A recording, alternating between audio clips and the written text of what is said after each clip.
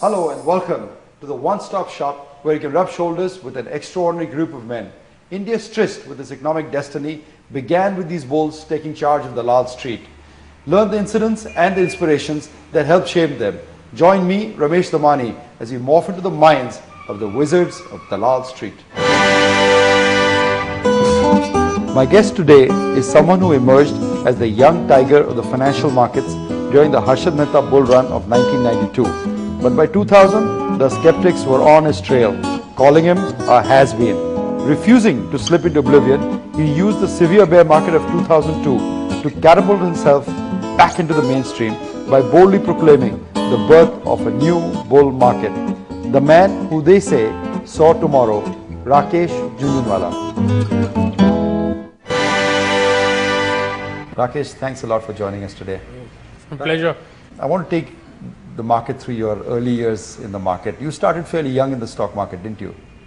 Well, I was interested in the stock market. I'm 1960 born. I think my sister got married in 1975. I remember from that year, I used to read the newspaper and I used to see that prices fluctuate. And I was always a very inquisitive child. And my father always encouraged my inquisitiveness. And my father used to do some investing, some trading. So I used to be after him that, Daddy, why do prices fluctuate? Why do you buy stocks? So he used to tell me that read the news and you see something comes about gas, Gwalior. Next day Gwalior's prices go up and down. So because news comes, then some balance sheets I used to see. What is this balance sheet? So as a young person I never understood much, but I used to understand, share capital, reserves and surplus means very good. Company has got large money. So I had a childhood curiosity and a childhood interest. But you were a bureaucrat's son. I mean, weren't you propelled into the IAS, IFS type of stream? Well, I was a bureaucrat's son, but fortunately I have a very democratic father. And also we are from a business background. Business is in our blood. Speculation and trading is in our blood. We are from Rajasthan, Jhunjhunwala district. And my father was very democratic, very encouraging dad, and he taught me a lot and he encouraged me to do whatever I found interesting. Inquisitive, but my sense is that when you decided to become a broker, say for example, he wasn't exactly embracing you. Yeah, maybe that was far later when I was about 29, 1989, 90.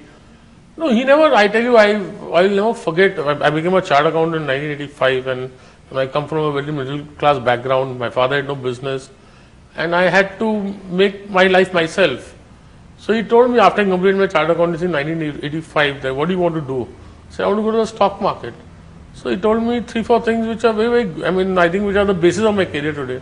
He said, don't go to any of my friends, don't ask me for any money, don't do this, I'll do this, right? That is, don't ask anyone for any money ever.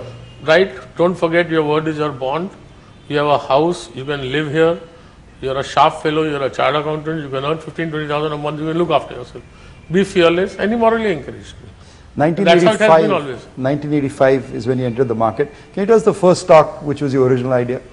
Well, I had no money and my brother was a practicing chartered accountant. So he had a client whom he introduced me to.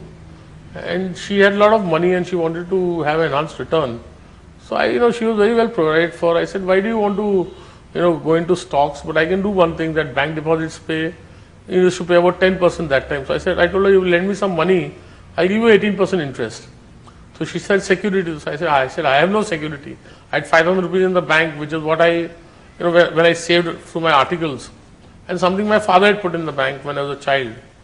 So I told her that what I can do is you give me a check of 1 lakh. I'll give you a security after 15 days. Then you give me a check of 1.5 lakhs. Again, I'll give you a security. And after some persuasion, she agreed. So that's how I got the first 2.5 lakhs. Because we date ourselves, interest rates were high, 18%, and after 15 days, because settlements were 15 days then. Yeah, so that's why I gave her the security. But in 89, by the time of Dangote budget, you had hit your spur. 3-4 years into the market, you were now becoming... Yeah, see, 85 to 89, this lady gave me 2.5 lakhs, then there was a Christian gentleman, to whom I still pay, even today I pay him 24% interest. I still have his money, he gave me 5 lakhs. I went and gave him a security, he returned it to me. I told him, Mr. Mendonca, you don't know what you're doing, you're giving me money, I'm in the stock market. He said, no Rakesh, I trust you.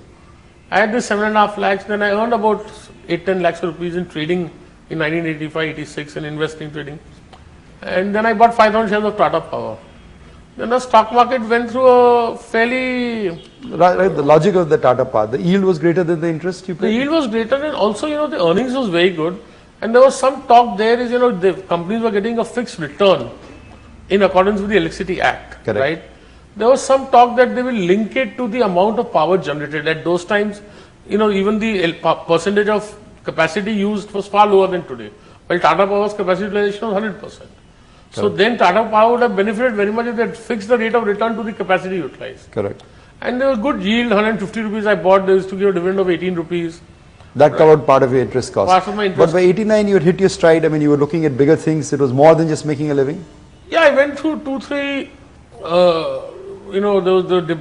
there was bare years, I would say depressive years, but I never speculated. I had a badge, I used to go to the ring, I used to observe, right? And, I felt then that the only way, then I asked my family for some financial help, my father said, I will stick by what I said, you want to go to the stock market, right? And Stockbroking was not considered a fashionable profession in those days, was he said, it? you have to make it yourself. But Ramesh, I can tell you one thing, although I live with my father in that house today, in the same house today, and when my dad, although he did not financially help me, it was very critical that I lived in a joint family. I got married in 87 and I had no income. I had two, 3 very bad years in the market. Not that I lost money, but I didn't earn much. The markets itself didn't give the opportunity. Give the opportunity.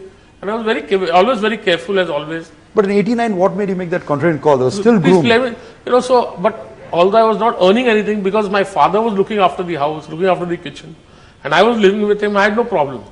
Suppose I was not in the joint family, Ramesh, I don't think I would have remained in the market. I would have to take up a job. No savings. No savings. I had a savings. I had 5,000 Tata Power. But if you kept spending it. Yeah, and I didn't want to spend it, right? So then I realized that, the passport to growth is capital. And no father is going to give it, no father-in-law is going to give it. So that capital had to come through trading. And then that's when I decided, then I had a friend, Mr. Bajaj, he was very bullish in Sesago. So he told me about Sesago and I believed at 27 rupees, Sesago and the iron ore prices are fixed annually. The prices were enhanced for the next year and stocks was available at 27, 28 rupees. So that was really the first punt of my life that I bought about 2.5 lakh shares of Sesago at 27, 28. Then I bought another 2.5 lakh shares at 35, 36. And those shares went to a price of 65 rupees and 6 pounds. It was a contrarian bet. What we'll do is we'll take a break. When we come back, we'll chat some more with Rakesh Jhunjhunwala about his contrarian bets.